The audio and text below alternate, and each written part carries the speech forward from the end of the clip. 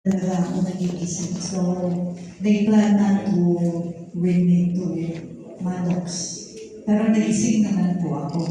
Recently, doon sa LRN, eto lang po, meron akong ka-roommate na ka-team under Miss Lani. Hindi ko alam na siya pala ay sleep assistant something. So, yung katulong po na mag-analyze about sa sleep apnea. And alam ko po na matagal talaga rin ako naghihilig na. Nagre-reklamo yung ating, hindi siya. Pero little did I know, nung nag-time siya, 20 seconds, hindi daw ako humihinga. And then tinime niya ulit, 30 seconds yung pangalawa.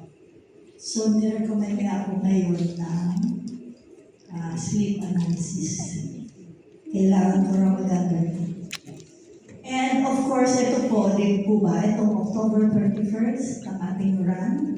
So, syempre po, from LRN, tuloy-tuloy talaga humahataw, assist dito, assist doon sa mga team namin. And talagang walang pahinga, as in hindi ako nakakatulog ng pahinga. So, without portier, baka hindi ko na-survive din nung first day.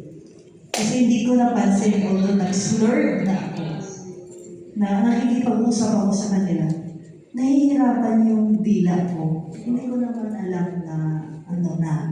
So, napansin nung kausap ko yung friend ni Willen, and sabi ni Willen, uminom ka na ng dalawa. And then, ilagay mo sila ng dila, uminom ka ulit. So, parang naagapan.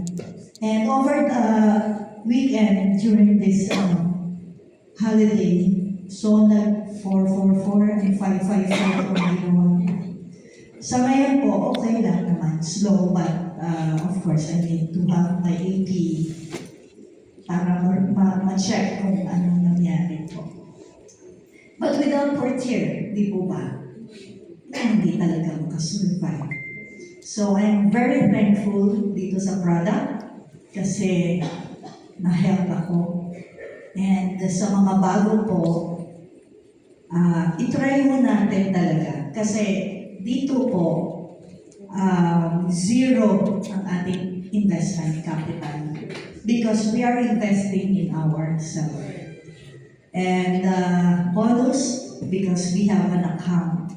And that account will help us to continue taking the portier by doing the business side.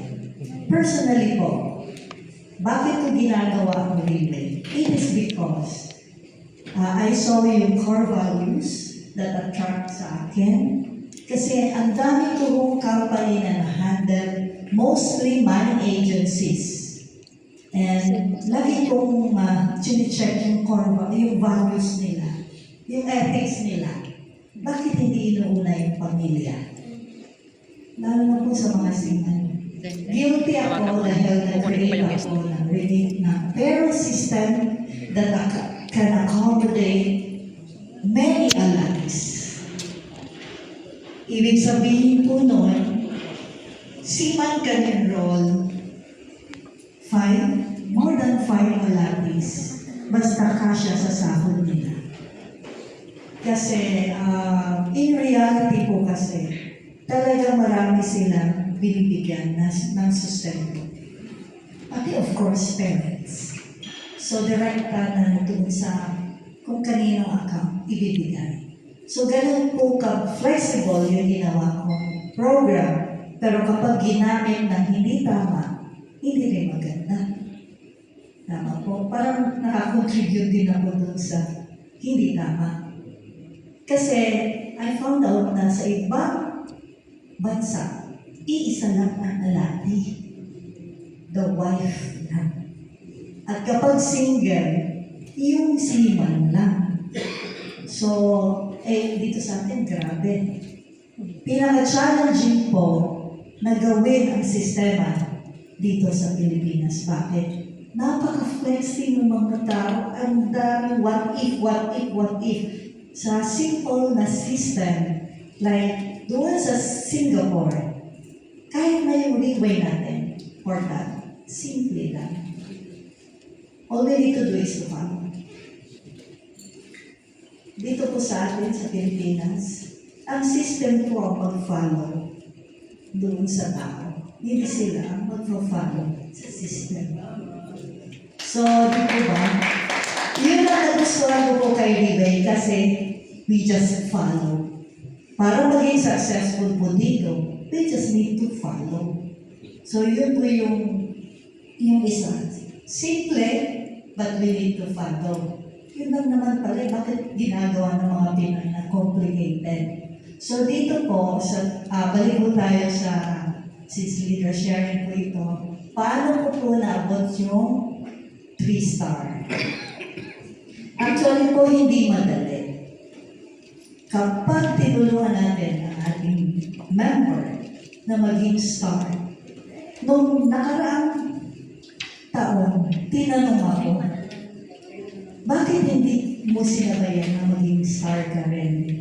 So, ang dalawang member ko po umakyat, pero ako hindi nakaakyat.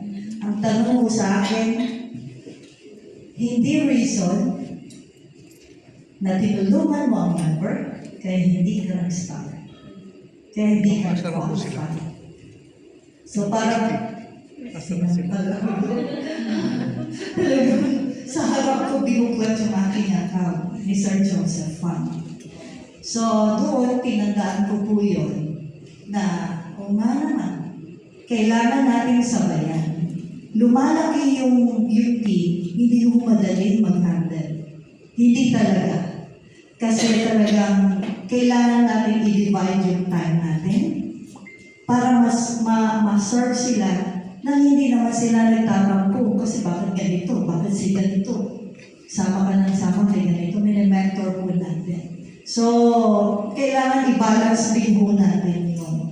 Pero minsan mo talagang kailangan mabili na rin tayo. Kailangan din nila mag-step up. Hindi na because naiiwanan na sila, but because kailangan na nilang mag-step up, lalo na kapag star na po ang ating member.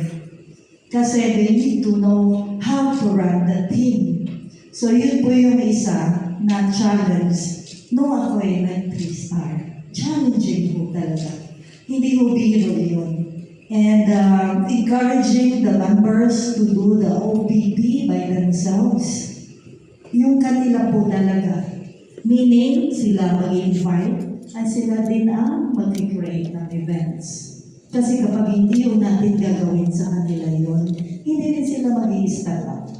Kapag hindi natin titikisin na hindi samahan, hindi rin mo nila magagawa yan. Kasi sobrang dependent din sila. Parang akala nila, hindi nila kaya. Pero kaya po. Kaya ng bawat isa kung gagawin mo natin. And sa pag-rank up po, dapat sabay-sabay ang ating direction.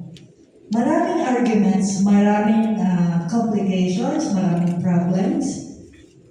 Pero in the end, lagi ko pong sinasabi sa member, focus tayo sa positive ng bawat isa sa atin. Huwag natin i-focus sa mga negative side. Even sa akin po, ang dami kong shortcomings as a leader. Kasi from handling yung computer program, hindi naman naimik yun eh. Di mo ba? Kung anong ipagawa ko, gagawin niya. Pero yung people, may damdamin, may sariling pag-iisip, di ba? May sarili po silang opinion, may sarili ring paraan. So what I can do is listen to them, check ko po kung ano yung maganda, and discuss, sige, pwede mong gawin yan. Hinahayaan ko rin po silang magkamali. Kasi dun sa pagkakamali nila, matututunan nila yun na tama yung sinasabi ko. Basta ginagawa ko lang po ang example and I let them follow kung gusto nila. Hindi mo kasi natin maiko-commande gawin mo to, gawin mo to, gawin mo to. Hindi eh. So, at their own pace, at their own time, they will follow kung gusto nila. Kaya nga po dito, it's a work in progress yung pag-rank up. And continuous din po yung learnings. Parang lumaki lalo yung mas maliit kong puso, lumaki lalo. Para i-accommodate yung mga shortcomings, even my shortcomings. At maintindihan kung anong pinupunto ng bawat isa na member. Ang pinakamaganda ko po na nakita at nagpapasalamat ako sa Team Imos namin at Team Dilen ay ang collaboration, contribution ng bawat isa po para magawa namin lahat ito. Kasi without them, hindi rin po maaabot itong Diamond 3-star ko. Through them, kaya po ako nandito ngayon sa harap ninyo.